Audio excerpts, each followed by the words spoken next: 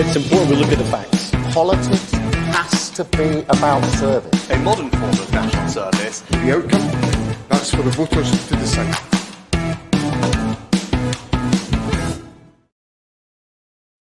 Hello, interesting morning today. The SNP unveiled their manifesto. Independence, as promised, was front and centre, but the party's route there seems a wee bit less clear than ever. You know, the First Minister is claiming that the SNP will demand £6 billion in extra cash from a new government to protect the NHS, oppose tax rises and reaffirm their commitment to eradicating child poverty. But aren't these just promises and policies that they'll never be able to deliver, Hannah? Well, I think some of it is, you know, kind of reiterating their, support or their, their desire to eradicate child poverty. I don't really know specifically what that has to do with this election. You know, John Swinney's been very sort of vocal on that being his number one priority as First Minister. And I suppose, yes, the SNP MPs, you know, they can obviously oppose any sort of measures brought in by the next government, but ultimately, you know, especially with the predictions of the SNP, you know, potentially losing 30 seats come the 5th of July, you know, the power that they will have to influence is going to be quite reduced. Yeah, I think that's the trouble in this manifesto, which I think, you know, is what, 28, 30 pages. Also, all yours. I even printed it out in colour. And, you know, there's a lot of, we will call on, you know, the government to do this, we will push the government to do that. But in terms of things that they can do, you know, it's a bit thin in the ground. I mean, certainly from manifestos of the past, there isn't any grand promises of what, you know, is loosely termed as, you know, the freebies, or what could, you know, what could kind of get people interested. I mean, it seemed to me as if, yeah, that there was a lot of, this is what we would like to do, this is what we will do, but it was all quite dull, dare I say it? Yeah, I would say it's pretty dull, and also some of it is, you know, I suppose it's the theme of this sort of election is parties claiming that other parties are doing X, Y, and Z when it's not. I mean, I suppose it's not just this election, it's any election, but, you know, I'm just looking at the SNP one here, and it says, it's talking about austerity, right? And it's saying cuts are a choice. Both the Tories and Labour have chosen to continue with further cuts. But then it says, in stark contrast, the SNP Scottish Government has chosen to do all it can to mitigate these cuts. Well, I'm sure, you know, if you ask the Tories and Labour, they would probably say, well, we have done all we can to mitigate the cuts. But, yeah, you know, and that kind of makes it sound as if there's not been any cuts in Scotland, when we know that there have been, and, you know, councils are on their knees. There's the infrastructure, you know, is sort of falling apart in some places. There's not enough money to, you know, do road repairs. Bins are not being collected as often as they used to be. So yeah, I did spot one interesting thing though, and this is one area that the SNP, you know, could actually make some headway in Westminster if they were, you know, if they had a decent amount of MPs, is, you know, reform of tax. So obviously they want to have more powers for taxation of different things in Scotland. And I do think that the SNP MPs could, you know, make some representations and try and make some progress in Westminster on that. But they're talking about devolving road tax and fuel duty would allow us to develop a new approach for road travel. And then they say, we believe it is wrong that sun cream is subject to VAT, but caviar is not. I just think that's a kind of, you know, it's obviously trying to speak to that sort of Tory idea that all the Tories don't tax caviar. I mean, I've learned something. I didn't know that caviar was not taxed. Yeah. If that is actually accurate. But, I don't think everyone's rushing out to buy sun cream in Scotland either. So it's a bit of a strange example. Yeah. I think it is. It's those kind of things about, judging what the electorate would want to hear. And I'm not sure that that's one of the things that would be top of their list. I mean, people at the moment, whether you're in England or whether you're in Scotland, have exactly the same problems, which is the cost of living, the cost of their food shop, their fuel bills, as you said. Yes. So, you're looking for a bit of vision and you're looking for a bit of optimism. Now, I know John Swinney said, this was an optimistic, very left-leaning kind of manifesto, but it's just, I think we're all looking for something a bit more. And you've hit upon the other issue which is how on earth, why does he think that if they return, possibly less than half or possibly even less than that MPs to Westminster, that this will even be an option? Yeah, I mean, that's the thing. I think the SNP really, they're in an interesting position because obviously Scotland is becoming more and more devolved. There are, every year, I would say, there's more and more things that are being devolved to Scotland. Therefore, the sort of, I suppose, relevance or the importance of having representatives in Westminster is reduced every time. So I think really the only sort of strength the SNP can have in Westminster is by having that number of MPs, which obviously they've been used to over the last, since 2015. Yeah. And I think they have proven that they could be quite an effective sort of negotiator or, part of that opposition because of the sheer numbers. But,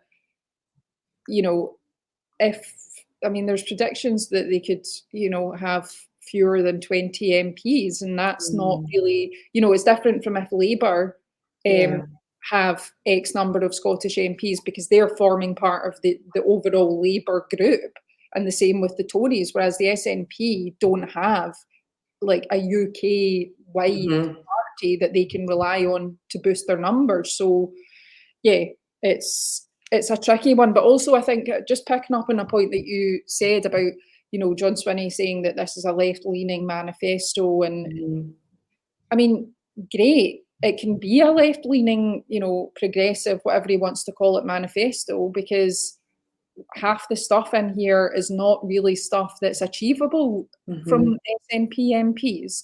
I would be very surprised if we saw all of this stuff making it into a Holyrood manifesto, where they would actually that's very true. On all of it, and I think that's the thing. I think that, they're able to put things in here knowing that even if it doesn't succeed, they can blame somebody else. They can blame the Tories or they can blame Labour, whoever gets in. Yeah, and I think that, as you said, if they've had a large majority of MPs in Westminster for a long time. If you are an independent supporter, I think you would be very aggrieved that they haven't managed to do more, and they haven't yet.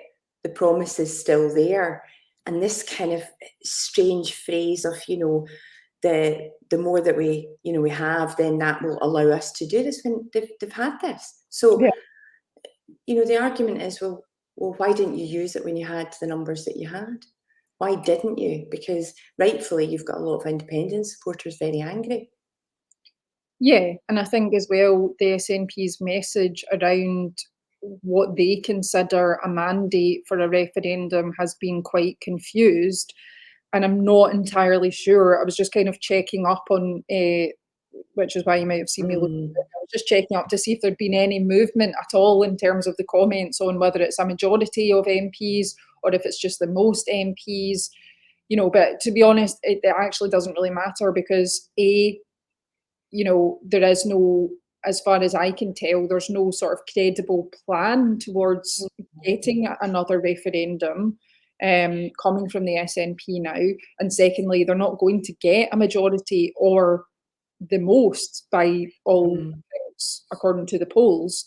So really, it's kind of redundant. But I think the SNP's message on what qualifies them to have a mandate for independence has been quite confused. I think Hamza Yusuf changed it. And said it was, what did he say? Can you remember? De facto referendum, yeah. But I think he had said it was just the most MPs when it's obviously been a majority. So, you know, I think if the party isn't even clear on what constitutes a mandate, you know, then how are independent supporters supposed to understand or believe that, you know, that is going to happen if they vote SNP? Yeah. And, you know, they have an argument about actually holding, if it will be a Labour government, you know, to account and being that kind of vocal opposition down there, or forcing them to actually do things that they're obviously not very clear about at the moment, like the two-child cap.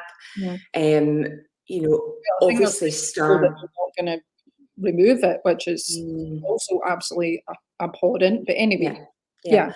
But I think that's, you know, that's great. But then the argument on the other side is that, well, you know, we could have, you know, we could be rid of almost every Tory in Scotland, and, you know, there'll be Labour MPs within the cabinet, and will be making decisions. I mean, obviously Ian Murray, who is the shadow Scottish Secretary, is also, you know, involved in some of that. So, you know, I think people are tired.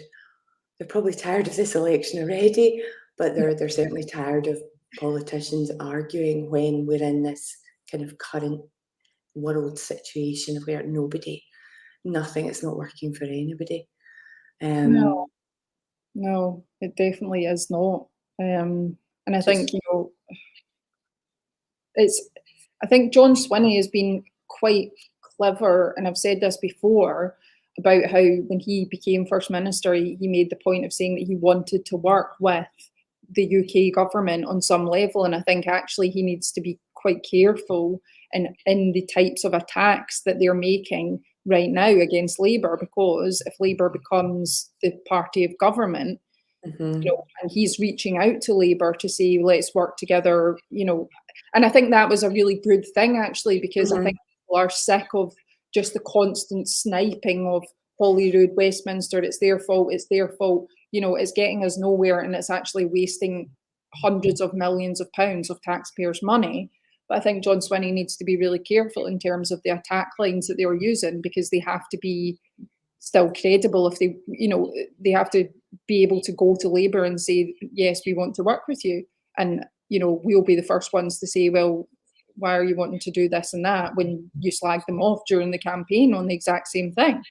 It's a fine line that they have to balance. Obviously, their core support, you know, it is, you know, the independent diehards who will not want to have anything to do with Westminster. Yet Swinney, as you say, is smart enough to recognise that if he wants to get any part of this manifesto, you know, if he wants to try and actually do some of this, he's going to have support, absolutely, from what looks like a Labour government.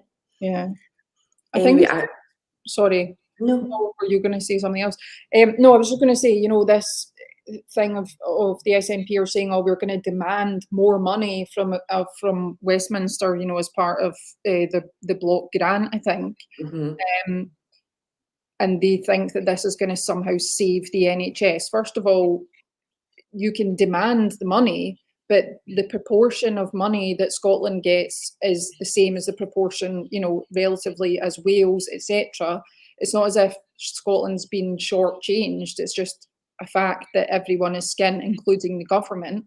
But I think, you know, in terms of, because this is a big part of the SNP's manifesto, along with this Brexit stuff, is, you know, reforming or improving the NHS, saving the NHS, and they're going to ask the next Prime Minister basically to give Scotland more money for that. I don't think that's going to help. I don't think that that's the solution, is just ploughing more money into the NHS. We've seen the SNP, which has, health has devolved. They've got control over the NHS in Scotland. And I don't think that the problems here are any better than elsewhere. And I don't really see how spending more money is going to be the solution. No, I mean, the problems in waiting lists are worse up here than they are down south. Yeah, as you say, I mean, there's been a lot of money flung around. Yes, I think the NHS does need, reform, but it actually needs reform across the whole country. The level of managers, that are now within the NHS is just astronomical, and that is the kind of issue that certainly Labour have talked about, obviously addressing, because throwing money at the problem, I think if you talk to nurses and doctors, they would say that it's not actually just that's going to help. No, it's like a reorganisation of the way things are, because you're right, the management, kind of tiers of management, and the fact even in Scotland we've got 14, 16 health boards, I think it's too much, and there is, I think, quite a lot of money being wasted. So ask for more money if you want, but you also could reform what you currently have, maybe to use the money you've got better. No, absolutely. We're talking about difficult decisions, but certainly there's a seat at the moment that is attracting an awful lot of attention as a result of certain people's decisions, which is this Aberdeenshire North and Moray East seat, which is a new constituency, isn't it, Hannah? But it was David Duckett's seat, the sitting Tory MP, who, as we know, got sick, was in hospital, and the Scottish Tory leader, Douglas Ross, decided to nick his seat, for want of a better phrase. And that caused absolute mayhem. You covered that very well in the fallout of that, resulting in, obviously, in expenses scandals and him realising that he didn't have the support of his colleagues. But we've now got another would-be MP in trouble up there, Andy Brown. It's totally like the seat is cursed. That's what I think. I think Duckett has put us a curse on the seat because the Douglas Ross tried to take it off of him. So we've got this Labour candidate who's now had his support withdrawn because some comments from social media of, somebody's obviously found comments where he was kind of doubting, basically questioning how bad Vladimir Putin actually is, and this kind of anti-Russian stuff. And then he had also made some comments about Jewish people. And if I'm being totally honest, I think actually Labour have probably withdrawn support more because of the Jewish issue than the Russian issue. Because, as we've said before, they're very sort of, Keir Starmer just does not tolerate anything to do that could even potentially be seen as anti-Semitic in any way. After the whole fiasco of Jeremy Corbyn, so they've obviously taken the decision to withdraw. And then we've got the SNP candidate in the same in the same seat, who is also being, the party's being called to withdraw their support for him, because I think he has tweeted some sort of Russian questioning Putin's sort of, so I don't know what's in the water up in that area, but it just seems like, it's just a bit of a bin fire. So actually, because we've gone from thinking, Douglas Ross, it's going to be really tight, he might not actually, he might not win, to then, he's resigned as leader, I think he's definitely not going to win, and now Labour withdrawn, so you're like, well, Douglas Ross might win again, and then, it's just... And as you say, Seamus Logan, who is the SNP candidate. I mean, what we should say is that Andy Brown will still be standing. His name is on the paper, but probably as an independent now, up against Douglas Ross and obviously Seamus in the SNP. We've also got Reform up there as well, and the Liberal Democrats. So I think that's going to be a very interesting seat to watch. Yeah. How this plays out over the next week or so, and then what happens on the 4th. You know, I just need to correct that. Actually, I think it's not the candidate in that exact seat for the SNP, but I think it's a nearby seat. So it's not Seamus Logan. Right. Just in case Seamus is watching and complains, it's not Seamus Logan who's apparently been tweeting or mentioning pro-Russian things. It's a SNP candidate in a very nearby constituency. So whatever's going on up in that neck of the woods, I don't know, but it just seems to be kicking off.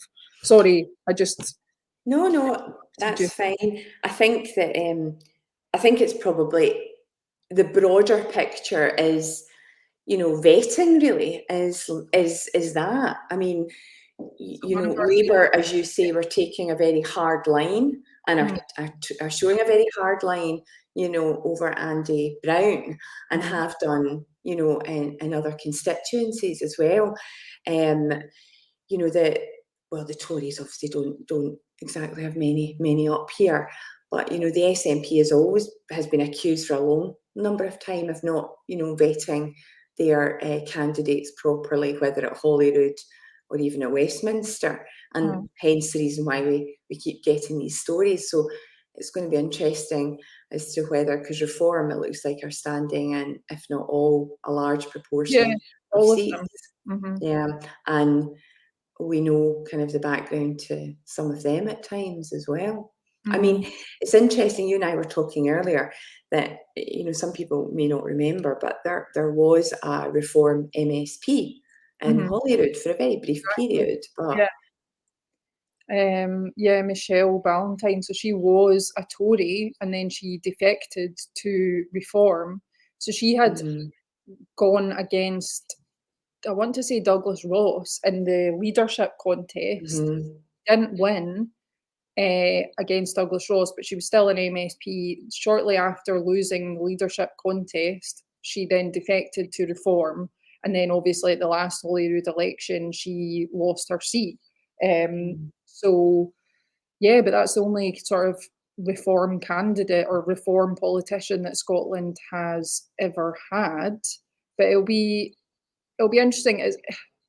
I think Nigel Farage, sometimes he's got the ability to sort of attract attention and whip up sort of interest in him because he's so he is very divisive. People generally in Scotland anyway, last time he was here was a long time ago and it didn't go down very well. But I think because of that, like he does attract a lot of attention. He does whip up sort of excitement and interest.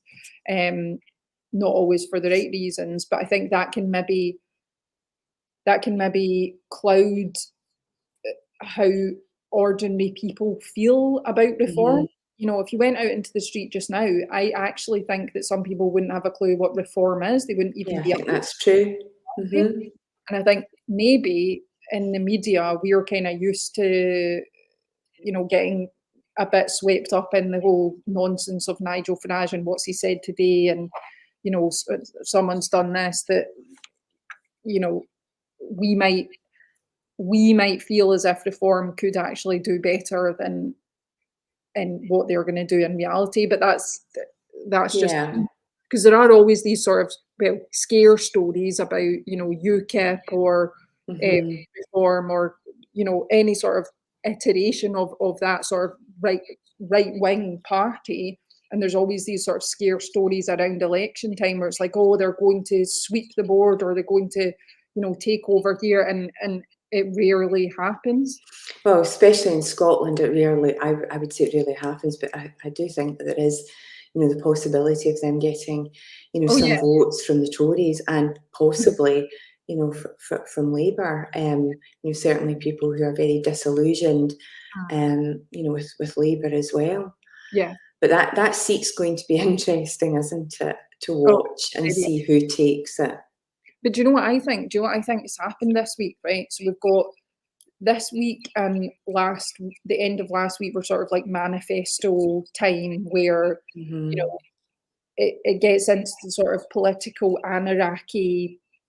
People, a lot of ordinary people are never going to read a political manifesto. They might tune out a little bit when it comes to, questions over lines and manifestos and things. So what I think has happened is all the sort of political parties' staff have been trolling social media of all their rival candidates, because we're getting like a slew of stories now, not just about the Aberdeenshire one, but there's an SNP candidate in Orkney now who they're calling for to step down. There's obviously the Labour person in England who's had to step away. So it's that time of the campaign where everyone's social media is just coming back to bite them in the bum. Yeah, and we've got 2 weeks to go, Hannah. I know. Well, yeah, 2 weeks tomorrow. 2 weeks to go. Yeah, let's see.